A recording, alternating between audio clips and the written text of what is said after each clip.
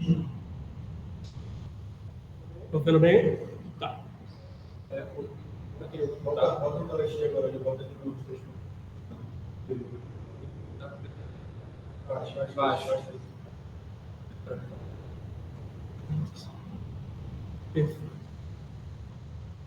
Voltando então. Muito bom dia a todos. Prazer, meu nome é Costa, para quem não me conheceu. Meus colegas de classe aqui já me conhecem, tá? Sou aluno do Circuito de Elétricos 3. E hoje o meu trabalho vai ser debruçado no seguinte tema, tá? Compensação e melhoria do fluxo de potências em carros industriais. Como eu tinha falado anteriormente, quando eu estava sendo apresentado o trabalho, o setor industrial tem uma importância muito grande para qualquer país, né? Isso é óbvio, isso é nítido. Então, dentro do setor elétrico, você tem diversas diretrizes de como é que deve estar o comportamento, a eficiência e, claro, o fator de potência dos carros industriais. Por que dos carros industriais? O setor industrial ele consome uma demanda muito grande de energia.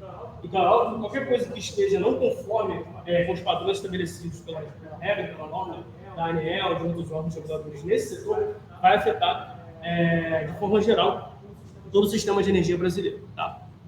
Então, aqui é um pouco do sumário do que a gente falou hoje. Então, a gente vai estar debruçado nesse seguinte, tá? Introdução, falando um pouco do que é o fator de potência, da importância dele, casos de baixo fator de potência, estimativa do fator de potência, correção e localização do ângulo de capacidade. Tá? Então, vamos lá. Primeiro, fazer uma introdução breve aqui, para quem não esteja familiarizado com o conceito, não lembre, o que é o fator de potência. Tá? Conforme está aqui em cima. O fator de potência nada mais é do que uma relação, tá? Entre a potência ativa, a reativa e a potência aparente de um circuito ou de uma carga qualquer. Mas aí que tá. O que é a potência ativa e o que é a potência reativa? A potência ativa é aquela que efetivamente vai estar sendo consumida pelos motores, pelos equipamentos e pelo sistema elétrico de modo geral. Tá? A potência reativa é aquela que vai estar voltando para a fonte. Tá? E ela vai ser utilizada, de forma geral, para conseguir alimentar e para conseguir excitar as bobinas eletromagnéticas, os condutores, todo o aparato mecânico e de máquinas que a gente tem. Tá? E foi exatamente o que eu coloquei aqui nesse ponto. Tá? A potência ativa é a parte real que é efetivamente utilizada, é a parte que é transformada em trabalho. E a potência reativa é a parte que é devolvida para a fonte, né? E que não é utilizada pelo trabalho útil. Beleza? Então, portanto, esse ponto aqui é importante. Ó. O fator de potência mede a energia convertida em trabalho no sistema, e é aquela que é devolvida em cada ciclo de corrente alternada. O que seria aquela que é devolvida em cada ciclo de corrente alternada? A potência reativa. Como eu falei, a potência reativa não é utilizada efetivamente pelos equipamentos. Ela é utilizada ali para excitar as bobinas, para fazer todo o processo eletromagnético, né? Agora aqui a gente vai entrar num ponto importante, né? Que são as causas de baixo fator de potência. A gente tem inúmeras causas, tá? Essa aqui foram só as primeiras que eu citei, mas no outro slide a gente vai ver que tem outras causas que também são importantes. Essas aqui são as principais que a gente vê na letra mais indústria, tá? Motores de redução operando vazio, transformadores operando vazio, lâmpadas de descarga, grande quantidade de pequenos motores com sobretensão. Esses dois aqui, o que acontece? Quando você liga, né, para fazer algum tipo de teste, algum tipo de motor ou transformador, você liga ele vazio só para testar as propriedades elétricas e físicas, mecânicas do equipamento, você acaba gerando uma perda no fator de potência daquele indústria, né? Porque aquele motor não vai estar alimentando uma carga de modo geral. Aqui a gente tem lâmpadas de descarga, né? Essas lâmpadas elas acabam ocasionando algum tipo de distúrbio, então não ligado no sistema, e isso vai fazer com que o fator de potência caia. A gente tem também o fator de potência caindo por quantidade de pequenos motores, tá? E também por sobretensão. Aqui a gente tem um exemplo, né, de um motor de indução e de um transformador. Nesses dois exemplos aqui, é óbvio, né, eles estão ligados ao equipamento, eles estão alimentando alguma carga, né, tanto o transformador quanto o motor de indução. Mas quando você aplica um tipo de testes em cima dele, eles não estão alimentando efetivamente algum elemento no circuito, isso pode ocasionar alguma queda no fator de potência. E foi aquele ponto que eu comentei com vocês agora. O fator de potência, ele não cai só por isso. Tem outros diversos elementos e fatores dentro de um parque industrial, dentro de uma indústria, que podem fazer com que o fator de potência caia. Isso é isso aqui embaixo que eu coloquei, né? A gente aqui embaixo vai estar tratando basicamente de equipamento, né? O que seria? Ó, injetores, fornos de indução, ou fornos de arco, né? Sistemas de solda, prensas, guindastes, consolantes, bombas, ou seja, tudo aquilo que compõe o parque industrial, tudo aquilo que faz parte da mecânica para fazer o parque industrial funcionar, ele também pode ocasionar uma queda no fator de potência. Tá? E agora aqui um ponto muito importante. Por quê? Como eu falei para vocês, os órgãos reguladores eles observam muito bem como é que está o consumo de energia, como é que está o fator de potência de um parque industrial, de uma carga industrial ou de um grande cliente consumidor. Então, o que a gente tem? Aqui no Brasil, a gente tem normas, né? Que seria o módulo 8 da ANEEL, que seria o módulo que trata de qualidade de energia. Inclusive, eu fiz um trabalho sobre isso, né? No último apresentação. Eu debrucei em cima de qualidade de energia, né? Que é exatamente o que trata esse módulo do 8 da ANEEL. Esse módulo da 8 da ANEEL, ele também trata a questão da estimativa do fator de potência. A gente tem basicamente dois métodos para medir o fator de potência. Ou a gente vai fazer uma avaliação diária, ou a gente vai fazer uma avaliação mensal.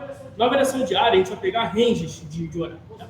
Ou seja, ou a gente pega de 6 horas da manhã até a meia-noite e verifica a cada hora o fator de potência preditivo.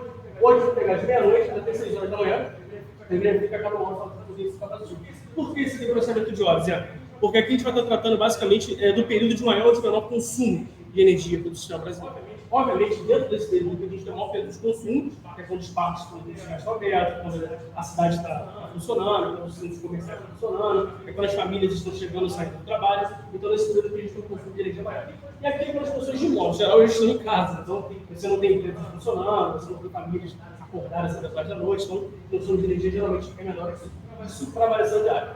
Para avaliação mensal, ela é um pouco mais simples, né? O fator de potência era calculado através de valores de potência energética medidos para o período de fator. Ou seja, você vai medir como é que está o consumo de energia, como é que está a demanda de energia ativa ou reativa por aquele sistema para fazer o faturamento. Ou seja, quando o cliente for pagar o fornecedor de energia. E aqui a gente tem as equações que vão modelar isso, tá? Como eu coloquei em cima. As concessionárias de energia fiscalizam de forma perene o fator de potência de grandes consumidores, visando o equilíbrio e estabilidade do sistema. Exatamente como eu falei. A gente precisa de um sistema controlado. A gente precisa de um sistema que tem um fator de potência de forma linear, que se mantém constante. No caso aqui no Brasil, o fator de potência que é explorado para as indústrias é de 0,92 indutivo. Tá? Tem que estar dentro desse range. Caso a indústria tenha um fator de potência menor, como a gente vai ver no exemplo que eu vou mostrar daqui a pouco para vocês, ele vai pagar uma multa em cima disso. Tá? E aqui a gente tem as expressões que vão calcular o fator de potência. Né?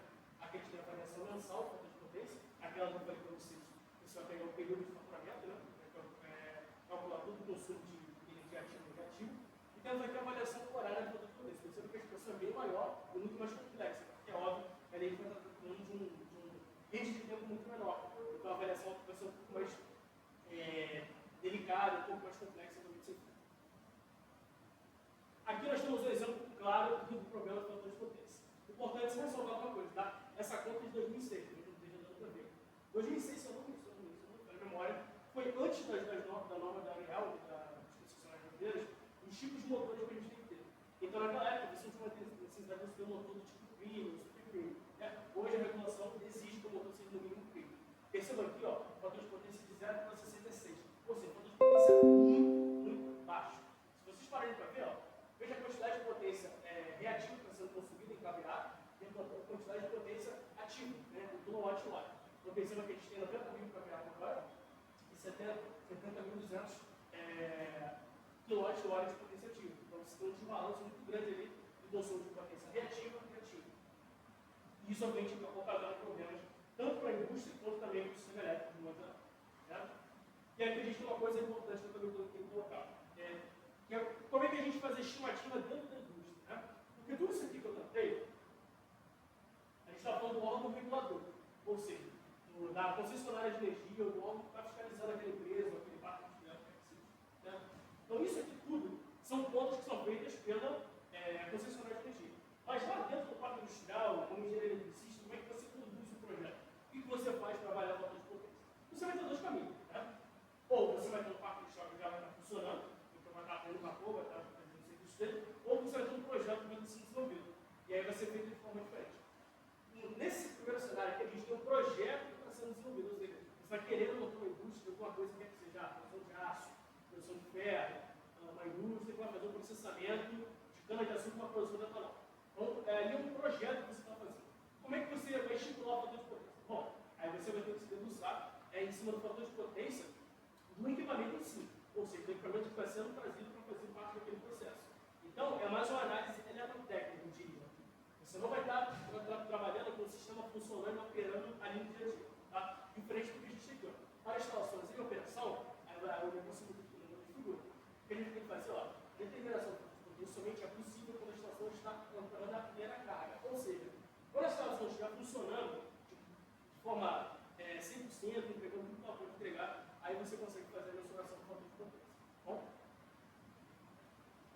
aqui chegamos a um ponto importante para a gente, né? Que é a correção do fator de potência. Né? Eu tratei aqui agora como é que é feita a medição do fator de potência pela indústria, por algum engenheiro eletricista, como está o projeto está sendo feito ou como está funcionando, e também tratei aqui como é que é feito pela concessionária de energia. Né? Dito isso, tendo sido feito o cálculo do fator de potência, e caso tenha necessidade de se fazer a correção, como é que essa correção pode? Bom, a gente vai ter algumas estratégias diferentes podem ser tomadas aqui. Tá? E esse ponto aqui é muito importante ser ressaltado.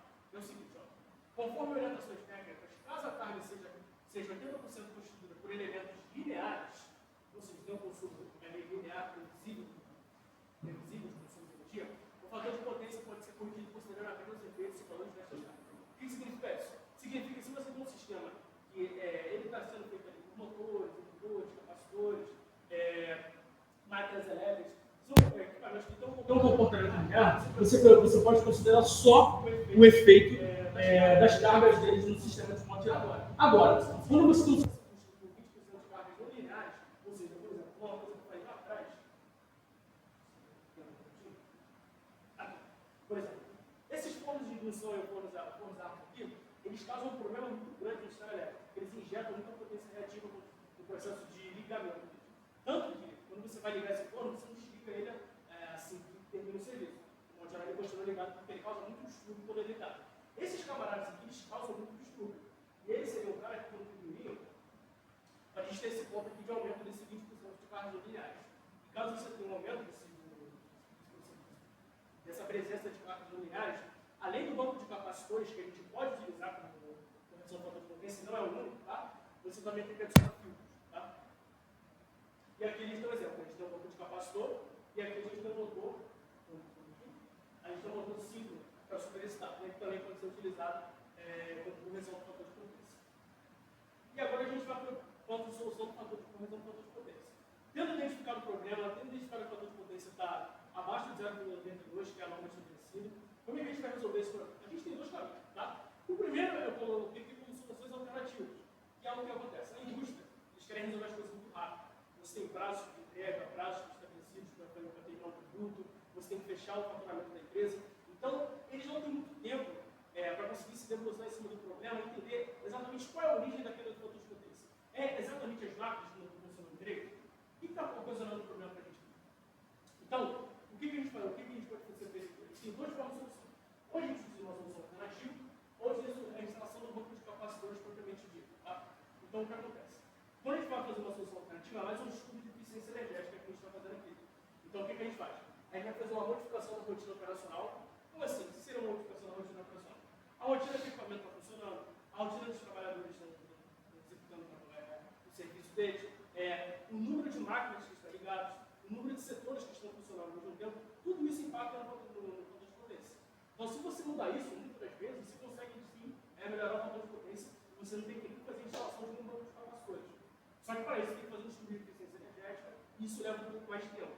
Porque não, instalar o banco de capacitores é uma coisa direta. Você coloca e ele resolve o problema. Só que para você fazer isso aqui, você leva um pouco mais de tempo, você tem que fazer um estudo em cima disso. Tá? Uma outra forma que a gente tem também vai ter um gasto financeiro, caso você não tenha dinheiro, é a instalação de motores simples superaquecidos. O que esses motores fazem? Eles operam, como importante dizer, esses motores, neste caso, o motor trabalha com uma corrente de extensão superior à necessária para o funcionamento. Esse aqui é um ponto mais importante, tá? Aqui esse outro ponto um pouco mais sobre como ele está lá. O que significa isso aqui? Como ele está funcionando com a tensão acima do que ele precisa, ele acaba injetando potência reativa no sistema. E isso contribui para melhorar a potência. Tá? Se você tem um caso de potência capacitiva, né? Como a gente mede indutivo, como você está capacitiva, você vai ter uma queda ali da quantidade de potência reativa e vai aumentar a potência ativa. Tá? E aqui a gente chega exatamente no ponto da apresentação, né? Que é a instalação do banco de capacitores. Nesse ponto aqui, a gente tem duas formas diferentes que a gente pode instalar. Ou a gente vai instalar um banco de capacitores fixo, tá? Ou vamos instalar um banco de capacitores chaveado. Vamos falar um pouco melhor sobre cada um deles. O ponto importante principal é o quê? É a forma como a energia vai sendo consumida ao longo do dia. Como assim? Nem todo sistema elétrico, nem todo sistema industrial, parque industrial, segundo funcionamento, ele vai operar do mesmo jeito. Temos chãos que vão ter um consumo de forma mais linear, mais previsível ao longo do dia, vai ter um tipo de capacitor, de solução, que seja utilizado no capacitor específica para isso. Né? O que a gente tem aqui? Ó? Banco de capacitores vistos. É basicamente isso aqui. É você pegar, colocar o banco de capacitores para cá. Bom, no caso, na carga de alimentação. Né? Você está esse banco de capacitores e você vai conjunto de potência. Isso aqui é um banco de capacitores fixo, ele está instalado diretamente na carga de alimentação. Tá? E como é que ele é utilizado? Né? Aqui. Ele é utilizado na seguinte situação. Este modelo de aplicação de bancos de capacitores é usualmente utilizado em situações onde a carga da indústria praticamente não varia ao longo do dia na curva de carga de água. O que significa isso? Você é um consumo basicamente constante de energia, ou previsível ao longo do dia. Então você não tem necessidade de se instalar um banco de capacitor de aviamento, que é uma coisa mais inteligente, né? Que eu vou daqui a pouco. Aqui seria a expressão para a gente calcular o banco de capacitores, né? Mas não está falando de circuitos trifásicos. Essa aqui vai ser a expressão que a gente vai utilizar, né? Porque a gente tem a nossa carga trifásica, a gente tem a nossa alimentação, né? Com os nossos três fases, e o banco de capacitores vai ser instalado diretamente nas fases, tá? Antes de chegar na carga de alimentação. E essa aqui é a expressão que a gente vai ter para conseguir calcular e medir qual a quantidade de capacitância que a gente tem que utilizar. Beleza? E agora chegamos nesse ponto aqui, que é um ponto bem interessante, né? Que é o banco de capacitores de chaveamento. Isso aqui é uma solução um pouco mais inteligente, tá? E como que ela é necessária? Ela é necessária quando você não tem um consumo previsível do fator de energia, né? Quando o consumo de energia ao longo do dia varia muito. E quando, como eu coloquei aqui, ó, a necessidade de um fator de potência ficar muito restrito para baixo. Aquela faixa que eu falei para vocês. O fator de potência que no Brasil tem que ficar em 0,92 sempre nessa faixa. Se está abaixo disso, assim não vai ficar, né? Se está abaixo disso, o cara vai tomar muito. Então, se o cara quiser ter um controle grande do custo de energia dele, ele pode aplicar essa solução aqui. O fator de potência dele sempre vai estar naquele nível de 0,92. Tá? O que é esse valor? O que é esse banco de capacitores chaveados? É basicamente um banco de um chaveamento que você vai utilizar eletrônico. Tá? Então você vai ter um sensor eletrônico que vai ler o fator de potência do sistema. E aí, quando houver a necessidade de aumentar o nível do fator de potência, ele vai ligar ou desligar o banco de capacitores. Como assim? Aqui a gente tem esse banco de capacitores chaveados. Tá? Ele tem esse sensor que faz a gestão do banco de capacitores. Tá? Então ele vai fazer a leitura do fator de potência do sistema. E aí, pensando o que a gente tem aqui embaixo. Ó. Aqui a gente tem a nossa carga, aqui a gente tem o controlador automático do fator de potência, e aqui embaixo a gente tem todo o banco de capacitores. Então o que esse sensor faz é basicamente olhar para a carga e ver como é que está o fator de potência aqui. Está entre 0,921, ele caiu, ele está abaixo, a gente tem um fator de potência acima de 0,16, o que a gente precisa fazer então? Aí esse sensor ele vai ligar aqui embaixo alguns desses bancos de capacitores. Então você vai ter um custo um pouco maior aqui, então o sistema é um pouco mais inteligente. Ele só vai ligar ou desligar a quantidade de capacitores necessária, para deixar o valor de potência naquele rate que ele quer. Tá? E aqui o outro ponto importante também é a localização do banco de capacitores. Né? Porque como eu falei para vocês, o banco de capacitores... Já, tá bom. Conclusões. Então, conclusão. Né? Como eu não estava abordando esse trabalho, né? Eu estava falando um pouco sobre o fator de potência das indústrias, né? Suas consequências operacionais, financeiras e, por fim, os métodos técnicos de correção do fator de potência. Sendo um deles, o mencionamento dos capacitores, instalação de lixo na rede, de alimentação, tá? E também métodos alternativos. Então, eu tratei aqui, basicamente, da instalação do banco de capacitores permitido ou de uma solução alternativa. Essa solução é